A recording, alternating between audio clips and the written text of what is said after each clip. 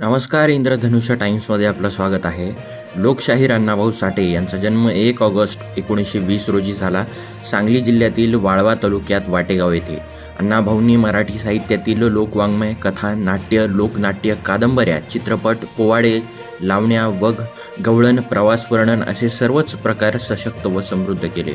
अण्णाभाऊ साठे यांचे महाराष्ट्राच्या सामाजिक, साहित्यिक आणि राजकीय जीवनात मोठे योगदान आहे. ते एक लोकशाहीर, लेखक, समाजसुधारक आणि संयुक्त महाराष्ट्र चळवळीतील एक महत्त्वाचे नेते होते. अण्णाभाऊ साठे यांनी 32 कादंबऱ्या, 13 लघुकथासंग्रह, एक प्रवास वर्णन, शेकडो गाणी, अनेक पोवाडे आणि पथनाट्ये लिहिली. त्यांनी फकीरा, वैजंता, चिखलातील कमळ अशा अनेक गाजलेल्या साहित्यकृती निर्माण केल्या. त्यांच्या साहित्यातून त्यांनी दलित, वंचितांच्या आणि कष्टकऱ्यांच्या व्यथा मांडल्या. त्यांना दलित साहित्याचे जनक मानले जाते.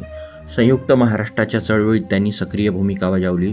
दलित आणि वंचिताच्या हक्कासाठी त्यांनी लढा दिला.